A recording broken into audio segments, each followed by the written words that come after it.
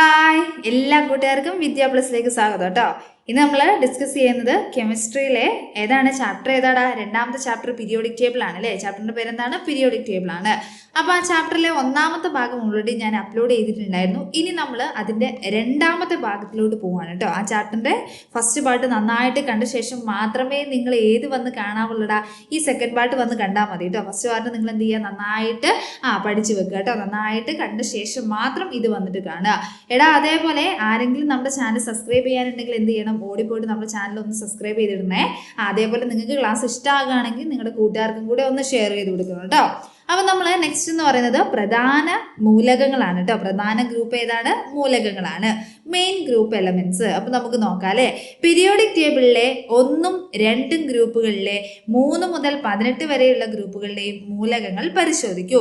ഇവയിൽ നിങ്ങൾക്ക് പരിചിതമായ മൂലകങ്ങൾ ഏതൊക്കെയാണ്? അപ്പൊ നിങ്ങളോട് എന്താ പറഞ്ഞിരിക്കുന്നത് വെച്ചാൽ 1ഉം 2ഉം ഗ്രൂപ്പിലെ മൂലകങ്ങളും അതേപോലെ തന്നെ 13 മുതൽ 18 വരെയുള്ള ഗ്രൂപ്പിലെ മൂലകങ്ങളും എന്ത് ചെയ്യാനാ പറഞ്ഞേക്കുന്നത്?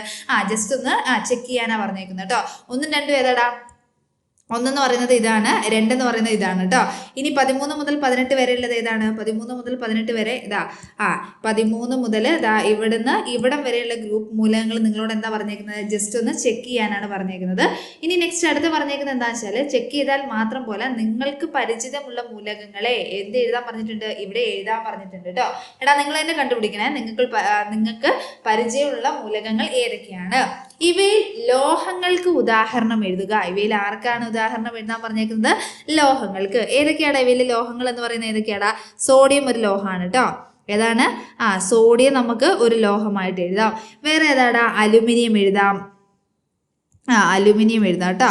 അലുമിനിയം, ടിന്ന്, ഓക്കെ, ടിന്ന് ഒക്കെ ഒരു ലോഹമാണ്. ഇനി നെക്സ്റ്റ് അടുത്ത ഏതാടാ? ലോഹം, അലുമിനിയം, ടിന്ന് കേട്ടോ. Aluminium, tin.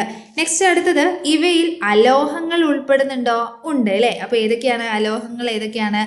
ഫോസ്ഫറസ് ഒരു അലോഹമാണ് കേട്ടോടാ. ഫോസ്ഫറസ് എന്താണ്? ഒരു അലോഹമാണ്. ഫോസ്ഫറസ് എഴുതാം, ഫ്ലൂറിൻ എഴുതാം കേട്ടോ. വേറെയും അലോഹങ്ങൾ ഉണ്ട്, ജസ്റ്റ് നിങ്ങൾ എന്ത് ചെയ്യണം, ഒന്ന് കണ്ടെത്തണം കേട്ടോ. നെക്സ്റ്റ് അടുത്ത് ഏതൊക്കെയാണ്? നമുക്ക് നൈട്രജൻ പറയാം, ഓക്സിജൻ പറയാം, ഹൈഡ്രജൻ ഒക്കെ ഇവിടെ പറയാം കേട്ടോ.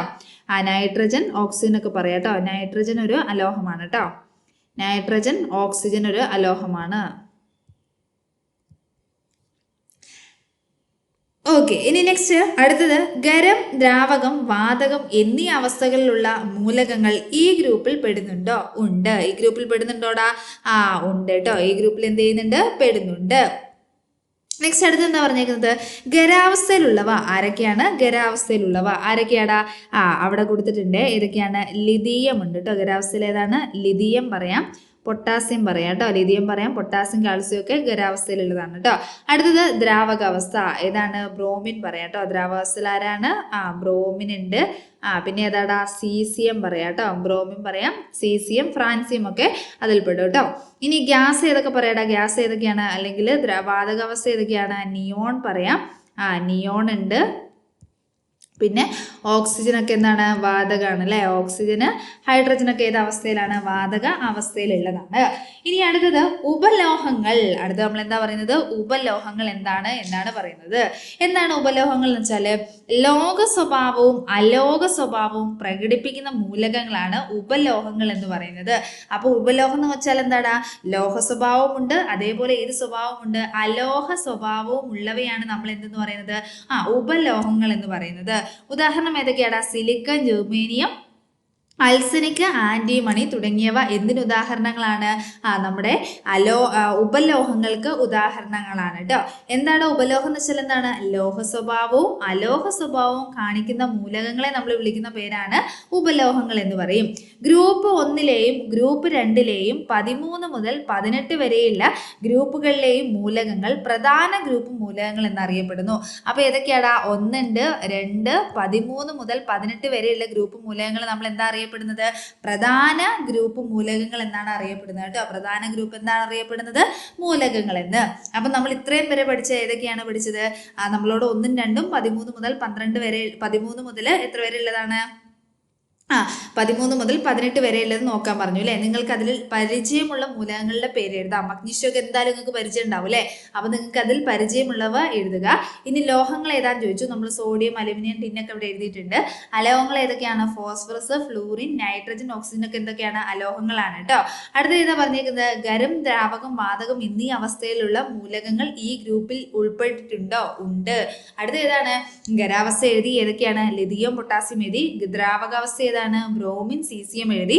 വാതകാവസ്ഥയാണെങ്കിൽ ഏതാണ്? നിയോണ്. അതേപോലെ ഓക്സിജൻ ഒക്കെ വാതകാവസ്ഥയിൽ കാണപ്പെടുന്നതാണ് അല്ലേ. നെക്സ്റ്റ് അടുത്ത നമ്മൾ പഠിച്ചത് എന്താണ് ഉപലോഹം എന്ന് പഠിച്ചു. എന്തായിരുന്നു ഉപലോഹം എന്ന് വെച്ചാൽ എന്താണ്? ലോഹ സ്വഭാവവും അലോഹ സ്വഭാവവും കാണിക്കുന്ന മൂലകങ്ങളെയാണ് നമ്മൾ എന്തെന്ന് വിളിക്കുന്നത്? ഉപലോഹങ്ങൾ എന്ന് വിളിക്കുന്നത് അല്ലെ. ഉദാഹരണം ഏതാണ്? സിലിക്കൺ ഉണ്ട്, ജെർമേനിയം, അൾസനിക്, ആന്റിമണി തുടങ്ങിയവ ഉപലോഹങ്ങൾക്ക് ഉദാഹരണങ്ങളാണ്. ഇനി ഗ്രൂപ്പ് 1ലെയും ഗ്രൂപ്പ് 2ലെയും 13 മുതൽ 18 വരെയുള്ള ഗ്രൂപ്പിലെയും മൂലകങ്ങളുടെ പ്രധാന ഗ്രൂപ്പ് മൂലകങ്ങൾ എന്നാണ് അറിയപ്പെടുന്നത്. അപ്പൊ പ്രധാന ഗ്രൂപ്പ് മൂലകങ്ങൾ എന്ന് പറയുമ്പോൾ നിങ്ങൾ ഏത് മുതൽ ഏതൊക്കെ നമ്പേഴ്സ് ഓർത്തിരുന്നാൽ മതി? 1, 2, 13 മുതൽ 18 വരെ എന്ന് പറയുന്ന നമ്പേഴ്സ് ഓർത്തിരുന്നാൽ മതി. ഇനി നമ്മളോട് പറഞ്ഞേക്കുന്നത് പീരിയോഡിക് ടേബിളിലെ 2ഉം 3ഉം പീരീഡുകൾ ഉൾപ്പെട്ട പ്രധാന ഗ്രൂപ്പ് മൂലകങ്ങൾ ചുവടെ നൽകിയിരിക്കുന്നു. ഏതൊക്കെ പീരീഡാടാ? 1ഉം 2ഉം പീരീഡാണ് അല്ലേ. ഇവിടെ കൊടുത്തിട്ടുണ്ട് 1, 2 പീരീഡില്. ഒന്ന് ശ്രദ്ധിച്ചേ. ആദ്യത്തെ മൂലകം ഏതാണ്? ലിഥിയം ആണ് അല്ലേ. മൂന്നാമത്തെ മൂലകം എന്ന് പറയുന്നത് ഏതാണ്? ലിഥിയം. നാലാമത്തെ ഏതാണ്? ലിഥിയം ബെർലിയം ആണ് അല്ലേ. ഏതാണ്? ബെർലിയം. ബെർലിയത്തിന്റെ ആറ്റോമിക് നമ്പർ 4 ഇനി ജസ്റ്റ് ഒന്ന് നിങ്ങൾ ശ്രദ്ധിച്ചോണേ. പിന്നെ ഏതാണ്? Boron, carbon, nitrogen, oxygen, fluorine, neon എന്നിങ്ങനെ 10 വരെയുള്ള മൂലകങ്ങളെ അവൾ എന്ത് ചെയ്തിട്ടുണ്ട്? അവിടെ കൊടുത്തിട്ടുണ്ട്. ഇത് എത്രാമത്തെ പീരീഡാണ്? രണ്ടാമത്തെ പീരീഡാണ്. ഇത് എത്രാമത്തെ പീരീഡാണ്? രണ്ടാമത്തെ പീരീഡാണ് കേട്ടോ. ഒന്ന് ശ്രദ്ധിച്ചേ. ഇവിടെ അവസാനത്തെ ഷെല്ലില് അല്ലെങ്കിൽ ബാഹ്യതമ ഷെല്ലിൽ കിടക്കുന്ന ഇലക്ട്രോണുകളുടെ എണ്ണം എന്ന് പറയുന്നത് എത്രയാണ്? 1. ഇനി അടുത്ത ആളുടെ നോക്കിക്കേ. 2, നെക്സ്റ്റ് 3, 4, 5, 6, 7, 8. ശരിയല്ലേടാ? ശരിയാണോ? അപ്പം ഇടത് നിന്ന് വലത്തോട്ട് പോകും തോറും ബാഹ്യതമ ഷെല്ലിലുള്ള ഇലക്ട്രോണുകളുടെ എണ്ണം എന്ന് പറയുന്നത് കൂടി വരുന്നു. എന്ത് ചെയ്യുന്നു? കൂടി വരുന്നു. നെക്സ്റ്റ് അടുത്ത് നോക്കിക്കേടാ. പീരീഡ് 3 ആണെങ്കിൽ എന്താണ്? എങ്ങനെ എന്താ കൊടുത്തേക്കുന്നത്? എന്ന് വെച്ചാൽ സോഡിയം അല്ലേ. സോഡിയത്തിന്റെ എത്രയാണ്? ലാസ്റ്റ് അവസാനത്തെ കിടക്കുന്നത് അവസാനത്തെ ഷെല്ലിൽ ഇലക്ട്രോൺ എന്ന് പറയുന്നത് 1. ഇനി മഗ്നീഷ്യത്തിന്റെ ആണെങ്കിൽ എത്രയാണ്? 2. നോക്കിക്കേ. അലുമിനിയം മുതൽ എത്രയായിട്ട്? 3, 4, 5, 6, 7. ആർഗം വരുമ്പോൾ എത്രയായിട്ട് മാറി? 8 ആയിട്ട് മാറി. ഒന്ന് ശ്രദ്ധിച്ച് നോക്കിക്കടാ. ഇടത് നിന്ന് വലത്തോട്ട് പോകും തോറും എന്ത് ചെയ്യുന്നു? അവസാനത്തെ ഷെല്ലിൽ കിടക്കുന്ന ഇലക്ട്രോൺസിന്റെ എണ്ണം എന്ന് പറയുന്നത് കൂടി വരുന്നു. ശരിയല്ലേ? 1ൽ നിന്ന് അത് എത്രയായിട്ട് മാറിയിട്ടുണ്ട്? 1, 2, 3 അങ്ങനെ പോയിട്ട് 8 ആയിട്ട് മാറിയിട്ടുണ്ട്. അടുത്തത് എന്താണ്? പട്ടികയിൽ നൽകിയിരിക്കുന്ന മൂലകങ്ങളുടെ ബാഹ്യതമ ഷെല്ലിലെ ഇലക്ട്രോൺ പൂരണം നടക്കുന്നത് എപ്രകാരമാണ്? അവസാനത്തെ ഷെല്ലിലെ ഇലക്ട്രോൺ എന്ന് പറയുന്നത് കൂടി വരുന്നു അല്ലെ. ഓരോ പീരീഡിലും ഇടത് നിന്ന് വലത്തോട്ട് പോകുന്തോറും ബാഹ്യതം ഇലക്ട്രോണുകളുടെ എണ്ണത്തിൽ എന്ത് മാറ്റമാണ് ഉണ്ടാകുന്നത്? കൂടി വരുന്നു അല്ലേ. കൂടി വരുന്നു. ശരിയല്ലടാ? കൂടി വരുന്നു. ശരിയല്ലേ? ഇനി എന്താ അടുത്ത പറഞ്ഞേക്കുന്നത്? ഓരോ പീരീഡിലും ഇടത് നിന്ന് വലത്തോട്ട് പോകുന്തോറും പ്രധാന ഗ്രൂപ്പ് മൂലകങ്ങളുടെ ബാഹ്യതമ ഷെല്ലിൽ 8 ഇലക്ട്രോൺ നേടുന്നത് വരെ ഓരോ ഇലക്ട്രോൺ വീതം കൂടി വരുന്നു. ശരിയല്ലേ? അപ്പൊ എന്താ പറഞ്ഞേക്കുന്നത്? നമ്മുടെ ഓരോ പീരീഡിലും ഇടത് നിന്ന് വലത്തോട്ട് പോകുന്തോറും 8 ഇലക്ട്രോൺ വീതം നേടുന്നത് വരെ ഓരോന്ന് വീതം കൂടി പോകുന്നു. 1 എത്രയായി? 2 ആയി. 2 എത്രയായി? 3 ആയി. 3 4 ആയി. 5 ആയി. 6 ആയി. 7 ആയി. 8 ആയി. ശരിയല്ലടാ? ഓരോന്ന് വീതം അല്ലേടാ കൂടി പോയേക്കുന്നത്? അതേലേ. അടുത്തത് എന്താ നോക്കിക്കേടാ. നെക്സ്റ്റ് അടുത്ത് എന്താ പറയുന്നത്? പ്രധാന ഗ്രൂപ്പ് മൂലകങ്ങളുടെ പ്രത്യേകതകൾ. അടുത്ത നമ്മൾ എന്താ പറയുന്നത്? പ്രധാന ഗ്രൂപ്പ് മൂലകങ്ങളുടെ പ്രത്യേകതകൾ. ഗ്രൂപ്പിൽ സമാനമായ സ്വഭാവങ്ങൾ പ്രകടിപ്പിക്കുന്നു. ഗ്രൂപ്പിൽ എന്ത് ചെയ്യുന്നു? സമാനമായ സ്വഭാവങ്ങൾ പ്രകടിപ്പിക്കുന്നു. ഇവയിൽ ലോഹങ്ങൾ, അലോഹങ്ങൾ, ഉപലോഹങ്ങൾ എന്നിങ്ങനെ വ്യത്യസ്ത സ്വഭാവത്തിൽപ്പെട്ടവർ ഉണ്ട്. അപ്പൊ ആരൊക്കെ ഉണ്ട്? സമാന സ്വഭാവം കാണിക്കുന്നു. ലോഹമുണ്ട്, അലോഹമുണ്ട്, ഉപലോഹമുണ്ട് അല്ലെ. അടുത്തത് ഇവ വ്യത്യസ്ത ഭൗതിക അവസ്ഥയിലുള്ള മൂലകങ്ങളെ പ്രതിനിധീകരിക്കുന്നു. അപ്പൊ എന്താണ്? വ്യത്യസ്ത ഭൗതിക അവസ്ഥയിലുള്ള മൂലകങ്ങളെ എന്ത് ചെയ്യുന്നു? പ്രതിനിധീകരിക്കുന്നു. അടുത്തത് പ്രധാന ഗ്രൂപ്പ് മൂലകങ്ങൾ ഉൾക്കൊള്ളുന്ന മൂലക കുടുംബങ്ങൾ ഏതൊക്കെ? പ്രധാന ഗ്രൂപ്പ് മൂലകങ്ങൾ ഉൾക്കൊള്ളുന്ന മൂലക കുടുംബങ്ങൾ ഏതൊക്കെ? അപ്പൊ നമ്മൾ തൊട്ട് മുന്നേ പഠിച്ചിട്ടുണ്ടല്ലേ മൂലക കുടുംബങ്ങൾ. ഏതൊക്കെയായിരുന്നു പ്രധാന ഗ്രൂപ്പ് മൂലകങ്ങൾ എന്ന് പറയുന്നത്? 1, 2, 13 മുതൽ എത്ര വരെയാണ്? 18 വരെ അല്ലേ. ഏതൊക്കെയാ വിടുന്നത്? 1ഉം 2ഉം ഒന്ന് ഏതാണ്? ആൽക്കലി ലോഹങ്ങളാണ്. രണ്ട് ഏതാണ്? ആൽക്കലൈൻ എർത്ത് ലോഹങ്ങളാണ് അല്ലെ. ഇനി 13 മുതൽ എവിടെ വരെ വരും? 18. 13 boron, 14 carbon, 15 nitrogen, 16 oxygen, 17 halogen, 18 ഏതാണ്? ഉത്കൃഷ്ടവാതകങ്ങൾ. ഇവരൊക്കെയാണ് എന്ത് ചെയ്യുന്നത്? പ്രധാന ഗ്രൂപ്പ് മൂലകങ്ങൾ എന്നറിയപ്പെടുന്നത്. ശരിയല്ലേടാ? ഉപലോഹങ്ങൾ കാണപ്പെടുന്ന ഗ്രൂപ്പുകൾ ഏതൊക്കെ? എന്താണ് ചോദിച്ചേക്കുന്നത്? ഉപലോഹങ്ങൾ കാണപ്പെടുന്ന ഗ്രൂപ്പുകൾ ഏതൊക്കെ? എടാ, ഉപലോഹങ്ങൾ കാണപ്പെടുന്ന ഗ്രൂപ്പ് എന്ന് പറയുന്നത് 13 ഉണ്ട്, 14 ഉണ്ട്, 15 ഉണ്ട്, 16 ഉണ്ട് കേട്ടോ. അപ്പൊ നിങ്ങൾ ജസ്റ്റ് അവിടെ എഴുതി വെച്ചാൽ 13 ഉണ്ട്, 14 ഉണ്ട്, 15 ഉണ്ട്, പിന്നെ എവിടെയുണ്ട്? 16 കാണപ്പെടുന്നുണ്ട് കേട്ടോ ഉപലോഹങ്ങളെ. അടുത്ത ഏതാടാ? പ്രധാന ഗ്രൂപ്പ് മൂലകങ്ങളുടെ ഗ്രൂപ്പ് നമ്പർ കണ്ടുപിടിക്കുന്ന വിധം. എന്താണ് നമ്മൾ കണ്ടുപിടിക്കുന്നത്? പ്രധാന ഗ്രൂപ്പ് മൂലകങ്ങളാണ് കേട്ടോ. അറിയടാ, പ്രധാന ഗ്രൂപ്പ് മൂലകങ്ങളുടെ ഗ്രൂപ്പ് നമ്പർ കണ്ടുപിടിക്കുന്നു. ഇവിടെ കൊടുത്തിട്ടുണ്ട് ലിഥിയം. ലിഥിയത്തിന്റെ പ്രതീകം എന്ന് പറയുന്നത് La ആണ്. Atomic number എത്രയാടാ? 3 ആണ് അല്ലെ. ഇലക്ട്രോൺ വിന്യാസം എന്ന് പറയുന്നത് 2 എടാ, ഇതിന്റെ അവസാനത്തെ ഷെല്ലിൽ എത്ര ഇലക്ട്രോൺ ഉള്ളത്? 1. ശരിയല്ലേ? അപ്പൊ ഇതിന്റെ ഗ്രൂപ്പ് നമ്പർ എന്ന് പറയുന്നത് എത്രയാണ്? 1 ആയിരിക്കും കേട്ടോ. ഗ്രൂപ്പ് നമ്പർ എന്ന് പറയുന്നത് എത്രയാണ്? 1. അടുത്ത സോഡിയം ആണ് കൊടുത്തിരിക്കുന്നത് കേട്ടോ. സോഡിയം എങ്ങനെ വരും ഇലക്ട്രോൺ വിന്യാസം? 11 ആറ്റോമിക് നമ്പർ അല്ലേ. അപ്പൊ ഇവിടെ എഴുതാവേ. ആറ്റോമിക് നമ്പർ എന്ന് പറയുന്നത് എത്രയാണ്? 11. ഇലക്ട്രോൺ വിന്യാസം എങ്ങനെ വരും? 2, 8, 1. ശരിയല്ലേടാ? ഇതിന്റെ അവസാനത്തെ ഷെല്ലിൽ എത്ര ഇലക്ട്രോണാണ് ഉള്ളത്? 1 ഇലക്ട്രോൺ അല്ലേ. അപ്പൊ ബാഹ്യതമ ഷെല്ലിൽ ഇലക്ട്രോണിന്റെ എണ്ണം എന്ന് പറയുന്നത് 1. ഗ്രൂപ്പ് നമ്പർ എന്ന് പറയുന്നത് എന്ത് തന്നെയാണ്? 1 തന്നെയാണ്. അടുത്തത് പൊട്ടാസ്യം. ഏതാണ് പ്രതീകം എന്ന് പറയുന്നത്? K ആണ് കേട്ടോ. ആറ്റോമിക് നമ്പർ എത്രയാണ്? 19 ആണ് കേട്ടോ. ആറ്റോമിക് നമ്പർ എന്ന് പറയുന്നത് 19 ആണ്. അതിന്റെ ഇലക്ട്രോൺ വിന്യാസം എന്ന് പറയുന്നത് എങ്ങനെയാണ്? 2, 8, 8, 1 ആണ് അല്ലെ. അവസാനത്തെ ഷെല്ലിൽ വരുന്ന ഇലക്ട്രോണിന്റെ എണ്ണം എന്ന് പറയുന്നത് 1 ആണ്. ഗ്രൂപ്പ് നമ്പർ എന്ന് പറയുന്നതും എന്ത് തന്നെയാണ്? 1 തന്നെയാണ്. അടുത്തത് ബെറിലിയം. ആറ്റോമിക് നമ്പർ എന്ന് പറയുന്നത് എത്രയാടാ? 4 ആണ് കേട്ടോ. ഇലക്ട്രോൺ വിന്യാസം എന്ന് പറയുന്നത് 2, 2 എന്ന് വരും അല്ലെ. എടാ, ഇതിന്റെ ബാഹ്യതമ ഷെല്ലിൽ എത്ര ഇലക്ട്രോൺ ആണുള്ളത്? ബാഹ്യതമ ഷെല്ല് എന്ന് വെച്ചാൽ ഈ ലാസ്റ്റ് എടുക്കുന്ന ഇലക്ട്രോൺ അല്ലേ. എത്രണ്ണാടാ? 2 ഉണ്ട് അല്ലെ. എത്ര ഉണ്ട്? 2 ഉണ്ട്. അടുത്തത് മഗ്നീഷ്യം നോക്കാവേ. മഗ്നീഷ്യത്തിന് സൂചിപ്പിക്കുന്ന ലെറ്റർ ഏതാണ്? പ്രതീകം എന്ന് പറയുന്നത് Mg ആണ് അല്ലെ. ആറ്റോമിക് നമ്പർ 12 ആണ്. അപ്പൊ എങ്ങനെ വരും? 2, 8, 2 എന്ന് വരും. ശരിയല്ലേ? അപ്പൊ 2, 8, 2 ആയതുകൊണ്ട് തന്നെ ഇതിന്റെ അവസാനത്തെ ഷെല്ലിൽ എത്ര ഇലക്ട്രോൺ ഉണ്ട്? 2 ഇലക്ട്രോൺ ആണുള്ളത്. റെഡി? അപ്പൊ 2 ഇലക്ട്രോൺ ആകുമ്പോൾ എന്ത് വന്നടാ? ബാഹ്യതമ ഷെല്ലിൽ ഇലക്ട്രോണുകളുടെ എണ്ണം എന്ന് പറയുന്നത് 2 ആണ്. ഗ്രൂപ്പ് നമ്പർ എന്ന് പറയുന്നതും എന്ത് തന്നെയാണ്? 2 തന്നെയാണ് അല്ലെ. ഇനി കാൽസ്യം. ആറ്റോമിക് നമ്പർ എന്ന് പറയുന്നത് 20 ആണ് കേട്ടോ. ആറ്റോമിക് നമ്പർ എന്ന് പറയുന്നത് എത്രയാടാ? 20. നോക്കിക്കേ, 2, 8, 8, 2. അവസാനത്തെ ഷെല്ലിൽ എത്ര ഇലക്ട്രോണാണ് വന്നേക്കുന്നത്? 2 ഇലക്ട്രോൺ ആണ്. അപ്പൊ അതിന്റെ ഗ്രൂപ്പ് നമ്പറും എത്ര തന്നെയാണ്? 2 തന്നെയാണ്.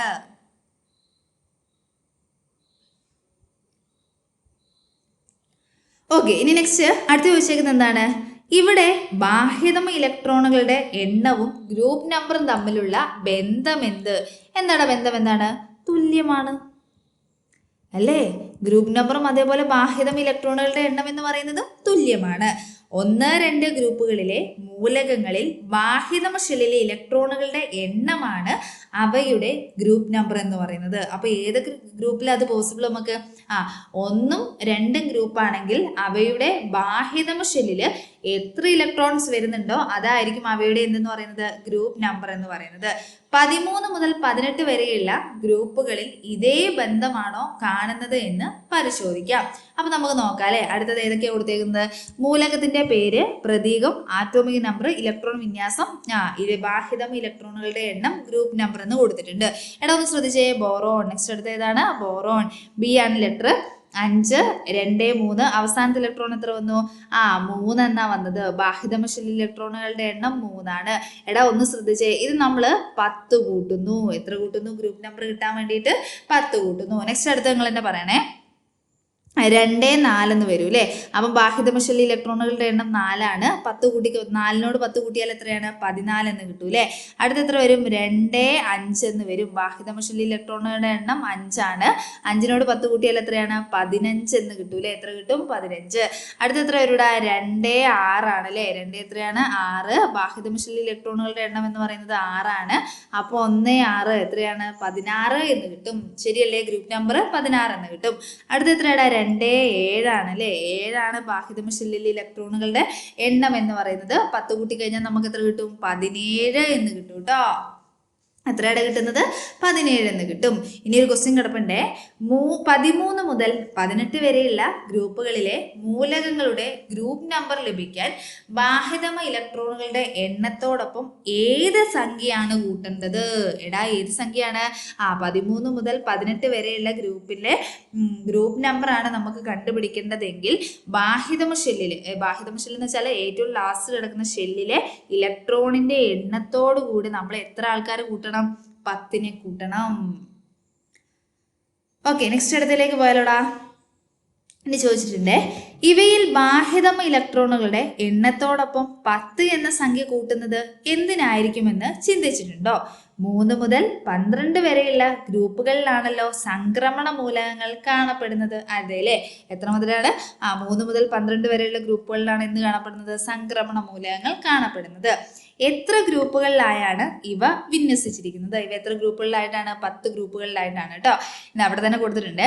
പീരിയോഡിക് ടേബിളിൽ 2ാം ഗ്രൂപ്പ് കഴിഞ്ഞ് സംക്രമണ മൂലകങ്ങളുടെ 10 ഗ്രൂപ്പുകൾക്ക് ശേഷമാണ് 13ാമത്തെ ഗ്രൂപ്പ് മുതലുള്ള മൂലകങ്ങളെ വിന്യസിച്ചിരുന്നത്. അപ്പൊ എത്ര ഗ്രൂപ്പുകൾക്ക് ശേഷമാണ്? 10 ഗ്രൂപ്പുകൾക്ക് ശേഷമാണ് എന്ത് വരുന്നത്? 13ാമത്തെ ഗ്രൂപ്പ് വരുന്നത്. ശരിയല്ലേടാ? 2 കഴിഞ്ഞിട്ട് 8 അവിടെ ബാക്കിയുണ്ട്. പിന്നെ ഇപ്പുറത്ത് എത്രയുണ്ട്? 2. 13ാമത്തെ ഗ്രൂപ്പ് മുതലാണല്ലോ അടുത്ത ആൾ വരുന്നത്. ഇനി 13 മുതൽ 18 വരെയുള്ള ഗ്രൂപ്പ് നമ്പർ ലഭിക്കാൻ ബാഹ്യതമ ഇലക്ട്രോണുകളുടെ എണ്ണത്തോടൊപ്പം 10 കൂട്ടിയാൽ മതി. എത്ര കൂട്ടുന്നതാണ്?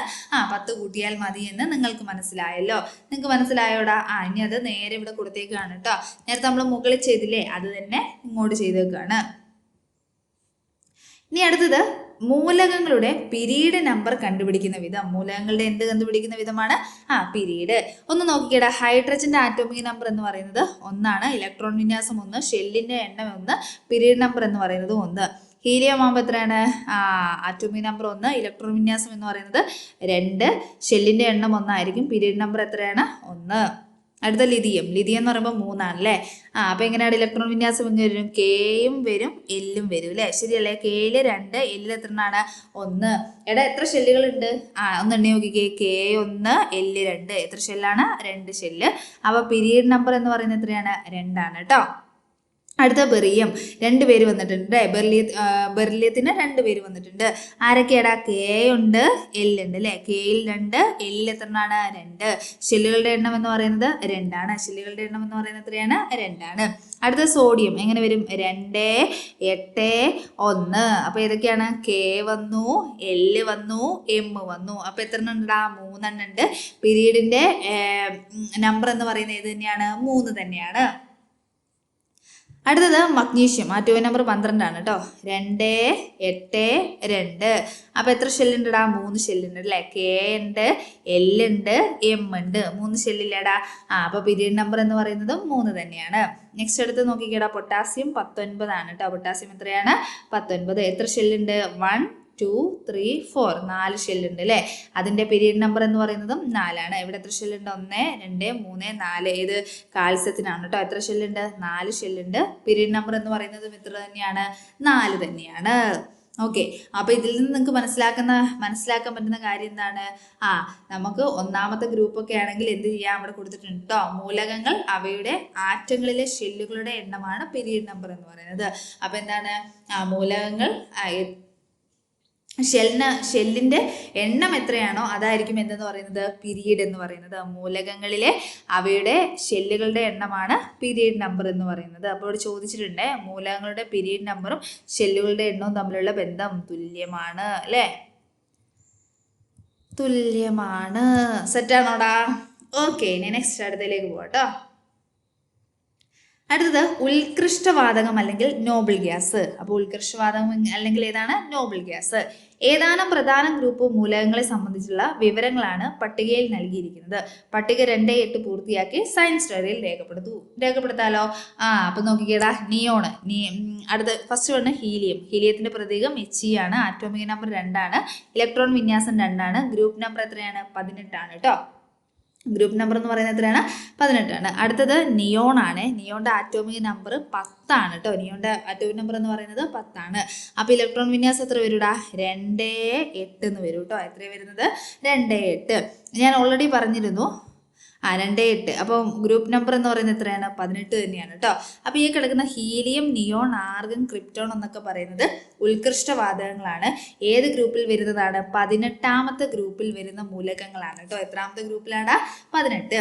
അപ്പം നോക്കിക്കേ, ഇതിൻ്റെ ഇലക്ട്രോൺ വിന്യാസം എങ്ങനെ വരും? 2, 8, 8 എന്ന് വരും അല്ലേ? ശരിയല്ലേ? ഏതിൻ്റെ? ആർഗണിൻ്റെ കേട്ടോ. ആർഗണിൻ്റെ 18ആണ് ആറ്റോമിക് നമ്പർ. ഇലക്ട്രോൺ വിന്യാസം എന്ന് പറയുന്നത് 2, 8, 8 എന്ന് വരും അല്ലേ? അപ്പം എങ്ങനെയാണ്? ഓക്കെ, നെക്സ്റ്റ് അടുത്ത ഒരാളോട് ഉണ്ടല്ലോടാ, ക്രിപ്റ്റോൺ. എത്ര വരുന്നത്? ക്രിപ്റ്റോണ് 18 വരും അല്ലേ? 10, 18, 8, 16, 1 ശിഷ്ടം 36 അല്ലേ? റെഡി അല്ലേടാ? അപ്പോൾ എത്രയാണ്? 36ആണ് ക്രിപ്റ്റോണിൻ്റെ ആറ്റോമിക് നമ്പർ എന്ന് പറയുന്നത്. ഇനി എന്താടാ പറഞ്ഞേക്കുന്നത്? മുകളിൽ കൊടുത്തിരിക്കുന്ന ഉത്കൃഷ്ടവാതകങ്ങളാണല്ലോ, ഇവ ഏത് ഗ്രൂപ്പിൽ പെടുന്നു? ഏത് ഗ്രൂപ്പിലാടാ? 18ാമത്തെ ഗ്രൂപ്പിൽ പെടുന്നു കേട്ടോ. ഹീലിയം ഒഴികെയുള്ള മറ്റു മൂലകങ്ങളുടെ ബാഹ്യതം ഇലക്ട്രോണുകളുടെ എണ്ണത്തിന് എന്ത് പ്രത്യേകതയാണുള്ളത്? ബാഹ്യതം ഇലക്ട്രോണുകളുടെ എണ്ണം എന്ന് പറയുന്നത് എത്രയാണ്? 8ആണ്. ഒന്ന് ശ്രദ്ധിച്ചടാ, ഹീലിയം അല്ലാത്തത് നിയോണിൻ്റെ 8ആണ്, ആർഗണിൻ്റെ 8ആണ്, ക്രിപ്റ്റോണിൻ്റെ എത്രയാണ്? 8ആണ്. ഓക്കെ, നെക്സ്റ്റ് അടുത്തത് എന്താണ്? ഹൈഡ്രജൻ, ഹീലിയം എന്നിവ ഒഴികെയുള്ള മറ്റു മൂലകങ്ങളുടെ ബാഹ്യതമ ഷെല്ലിൽ 8 ഇലക്ട്രോണുകൾ ഉണ്ടെങ്കിൽ അവ സ്ഥിരത കൈവരിക്കുന്നു. അപ്പോൾ ഹൈഡ്രജനും ഹീലിയം ഒഴികെയുള്ളവരുടെ ബാഹ്യതമ ഷെല്ലിൽ എത്ര ഇലക്ട്രോൺ വേണം? സ്ഥിരത കൈവരിക്കണമെങ്കിൽ 8 ഇലക്ട്രോൺ വേണം കേട്ടോ. ഇത്തരത്തിൽ സ്ഥിരത നേടാനാണ് എല്ലാ മൂലകങ്ങളും ആറ്റങ്ങളും രാസപ്രവർത്തനത്തിൽ പങ്കെടുക്കുന്നത്. അപ്പോൾ ഇവരെന്തിനാണ് രാസപ്രവർത്തനത്തിൽ പങ്കെടുക്കുന്നത്? സ്ഥിരത നേടാൻ വേണ്ടിയിട്ടാണ്. സ്ഥിരത കൈവരിച്ച ഇലക്ട്രോൺ ക്രമീകരണം ഉള്ളതിനാൽ സാധാരണ നിലയിൽ 18ാം ഗ്രൂപ്പ് മൂലകങ്ങൾ രാസപ്രവർത്തനത്തിൽ പങ്കെടുക്കില്ല. ആര് പങ്കെടുക്കില്ല? 18ാമത്തെ ഗ്രൂപ്പ് മൂലകങ്ങൾക്ക് ഉള്ള പ്രത്യേകത എന്താ വെച്ചാൽ ഒരു കൊടുക്കാനും പോകില്ല, വാങ്ങാനും പോകില്ല. ഓല് രാസപ്രവർത്തനത്തിന് പോവുകയില്ല. കാരണം എന്താടാ? ഇവരുടെ അവസാനത്തെ ഷെല്ലിൽ എത്ര ഇലക്ട്രോൺസ് ഉണ്ട്? 8 ഇലക്ട്രോൺസ് ഓൾറെഡി സെറ്റാണ്. പിന്നെ ഇവർക്ക് കൊടുക്കാനും വാങ്ങാനും പോകേണ്ട ആവശ്യമുണ്ടോ? ഇല്ല. അപ്പോൾ അവരവിടെ എപ്പോഴും സെറ്റായിട്ടിരിക്കുന്ന ആൾക്കാരാണ് ആരെന്ന് പറയുന്നത്? ഈ 18ാം ഗ്രൂപ്പിൽ കിടക്കുന്ന ഹീലിയം ഒഴികെ ബാക്കിയുള്ള ആൾക്കാർ. അടുത്തത് ഇവിടെ ഒരു ക്വസ്റ്റ്യൻ ആണ് പറഞ്ഞേക്കുന്നത്, P8. അപ്പോൾ നമുക്ക് ചെയ്തു നോക്കാം കേട്ടോ. എന്താ ക്വസ്റ്റ്യൻ നോക്കാവേ. P8 ദെൻ എത്ര പറഞ്ഞേക്കുന്നത്? Q10 അല്ലേ? അടുത്തത് 6 എത്രയാണ്? R12, പിന്നെ S എത്രയാ? 18 എന്നീ മൂലകങ്ങൾ തന്നിരിക്കുന്ന പ്രതീകങ്ങൾ യഥാർത്ഥമല്ല എന്ന് പറഞ്ഞിട്ടുണ്ട്. ഇവയുടെ ഇലക്ട്രോൺ വിന്യാസം എഴുതുക. ഉത്കൃഷ്ടവാതകങ്ങൾ ഏതൊക്കെയെന്ന് കണ്ടുപിടിക്കുക. സിമ്പിൾ അല്ലേടാ? ആദ്യം P എഴുതാം. എത്ര വരും? 2, Kയിൽ 2, L എത്ര? 6. ശരിയല്ലേ? അടുത്തത് Q10. അപ്പോൾ എത്ര വരുന്നത്? 2, 8 എന്ന് വരും അല്ലേ? 10 ആയില്ലേടാ? അടുത്തത് R12. അപ്പോൾ എത്രയാണ്? 2, 8, 2. എടാ, ഇതൊരു ഉത്കൃഷ്ടവാതകമാണോ? അല്ല. കാരണം എന്താണ്? ഇവന്റെ അവസാനത്തെ ഷെല്ലിൽ 8 ഇലക്ട്രോൺ വന്നിട്ടുണ്ടോ? ഇല്ല. അതുകൊണ്ടൊരു ഉത്കൃഷ്ടവാതകമാണെന്ന് നമുക്ക് പറയാൻ പറ്റുമോ? ഇല്ല. രണ്ടാമത്തെ നോക്കിക്കേടാ, അവസാനത്തെ ഷെല്ലിൽ എത്ര ഇലക്ട്രോൺ വന്നിട്ടുണ്ട്? 8 ഇലക്ട്രോൺ വന്നിട്ടുണ്ട്. ഉത്കൃഷ്ടവാതകമാണോടാ? അതെ, ഇതെന്താണ്? ഉത്കൃഷ്ടവാതകമാണ്. മൂന്നാമത്തെ ആളെ നോക്കിക്കേ. എത്ര ഇലക്ട്രോണാണ് വന്നേക്കുന്നത്? 2 ആണ് വന്നേക്കുന്നത് അവസാന ഷെല്ലിൽ. അതുകൊണ്ട് ഉത്കൃഷ്ടവാതകമാണോ? അല്ല. Last S18. അപ്പോൾ എത്ര വരും? 2, 8, 8 എന്ന് വരും അല്ലേ? എത്ര ഇലക്ട്രോൺ വന്നിട്ടുണ്ട് അവസാനത്തെ ഷെല്ലിൽ? 8 ഇലക്ട്രോൺ വന്നിട്ടുണ്ട്. ഉത്കൃഷ്ടവാതകമാണോ അല്ലയോ? അതെ അല്ലേ? കാരണം എന്താണ്? അവസാനത്തെ ഷെല്ലിൽ 8 ഇലക്ട്രോൺസ് വന്നിട്ടുണ്ട്.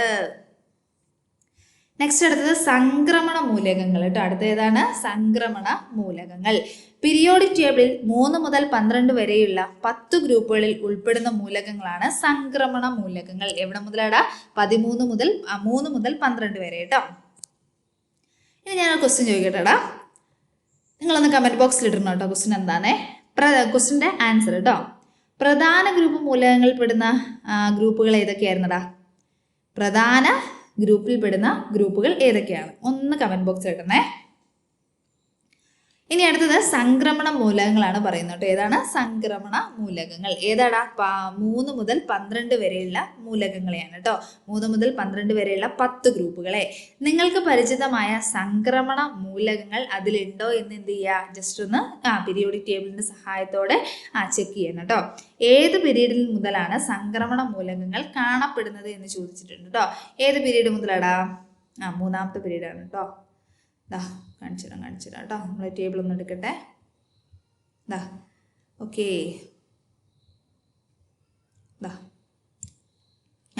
ഇതല്ലേടാ മൂന്നാമത്തെ അല്ലേ? 3 മുതൽ. അപ്പം മൂന്നാമത്തെ എവിടെയാണ് തുടങ്ങുന്നത്? അതാ മൂന്നാമത്തെ പീരീഡ് അല്ല, സോറി, മൂന്നാമത്തെ അല്ല, 4ാമത്തെ പീരീഡ് മുതലാണ് കേട്ടോ. എത്രാമത്തെ പീരീഡ് മുതലാണ്? 4ാമത്തെ പീരീഡ് മുതലാണ് കേട്ടോ. ഓക്കെ, എത്രാമത്തെ പീരീഡാടാ? 4ാമത്തെ പീരീഡ്. നമുക്ക് ഇവിടെ എഴുതി വെക്കാം അല്ലേ? അപ്പൊ സംക്രമണ മൂലകങ്ങൾ തുടങ്ങുന്ന എത്രാമത്തെ പീരീഡാടാ? 4ാമത്തെ പീരീഡ് മുതലാണ് കേട്ടോ. പീരിയോഡിക് ടേബിളിന്റെ ഇടത് ഭാഗത്ത് പൊതുവെ ലോഹ സ്വഭാവം കൂടിയ 1ഉം 2ഉം ഗ്രൂപ്പ് മൂലകങ്ങളും വലത് ഭാഗത്ത് പൊതുവെ ലോഹ സ്വഭാവം കുറഞ്ഞ 13 മുതൽ 18 വരെയുള്ള ഗ്രൂപ്പിലെ മൂലകങ്ങളുമാണല്ലോ കാണപ്പെടുന്നത്. ഇതിന്റെ അടിസ്ഥാനത്തിൽ സംക്രമണ മൂലകങ്ങളുടെ സ്ഥാനം സൂചിപ്പിക്കാം. അപ്പൊ എന്താ പറയുന്നത് വെച്ചാല്, നമ്മുടെ 1ഉം 2ഉം ഗ്രൂപ്പ് മൂലകങ്ങളുടെ പ്രത്യേകത എന്താ വെച്ചാൽ അവർക്ക് ലോഹ സ്വഭാവം കൂടുതലാണ്. എന്നാൽ നമ്മുടെ വലതുഭാഗത്തേക്ക്, നമ്മുടെ പീരിയോഡിക് ടേബിളിന്റെ വലത് ഭാഗത്തേക്ക് പോകുമ്പോൾ 13 മുതൽ 18 വരെയുള്ള ഗ്രൂപ്പുകളല്ലേ കാണപ്പെടുന്നത്, അവർക്ക് ലോഹ സ്വഭാവം കുറവാണ്. ലോഹ സ്വഭാവം കൂടിയ മൂലകങ്ങൾക്കും ലോഹ സ്വഭാവം പൊതുവെ കുറഞ്ഞ മൂലകങ്ങൾക്കും ഇടയിലാണ് ആരുടെ സ്ഥാനം എന്ന് പറയുന്നത്? നമ്മുടെ സംക്രമണ മൂലകങ്ങളുടെ സ്ഥാനം എന്ന് പറയുന്നത്.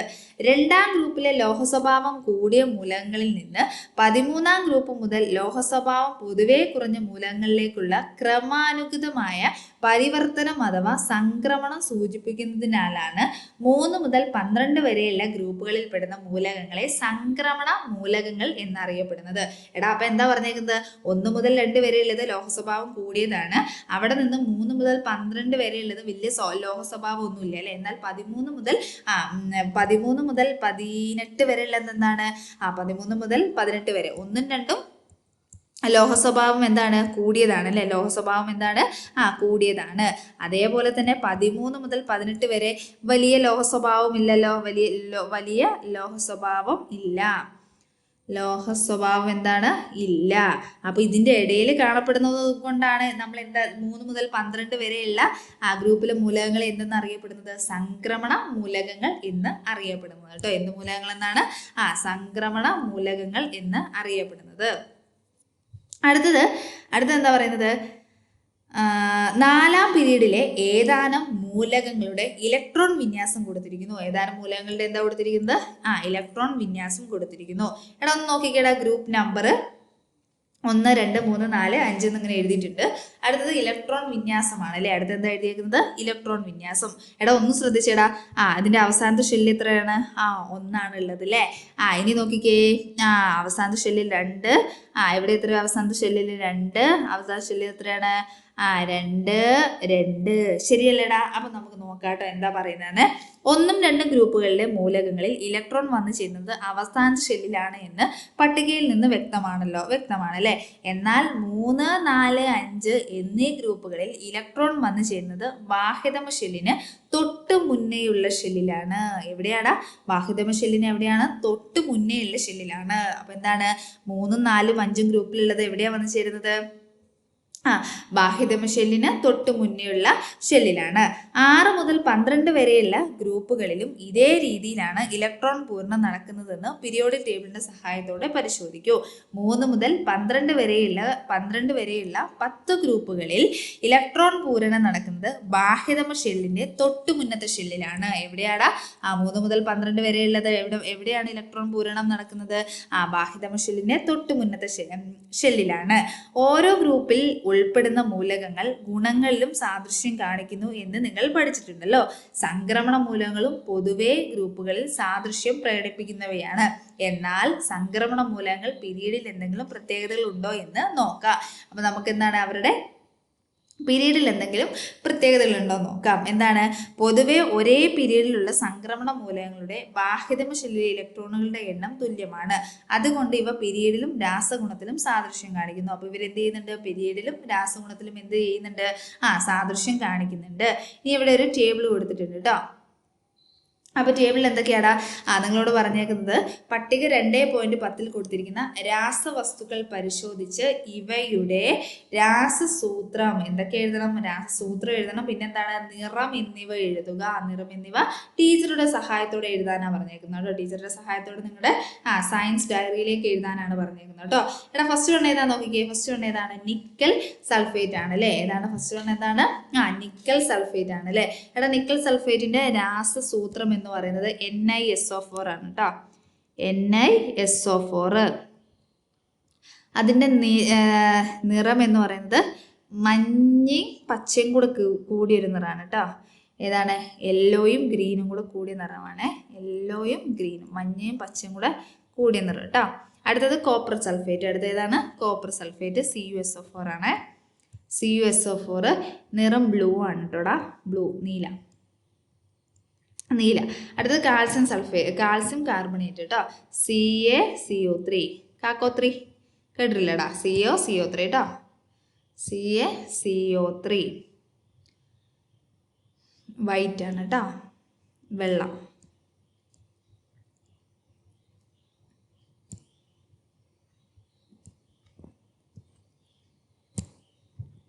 അടുത്തത് പൊട്ടാസ്യം പെർമാംഗനേറ്റ് കേട്ടോ. അടുത്ത ഏതാണ്? പൊട്ടാസ്യം പെർമാംഗനേറ്റ്, KMnO4 ആണ് കേട്ടോ. KMnO4 കളറ് പർപ്പിൾ ആണ് കേട്ടോ, പർപ്പിൾ നിറം.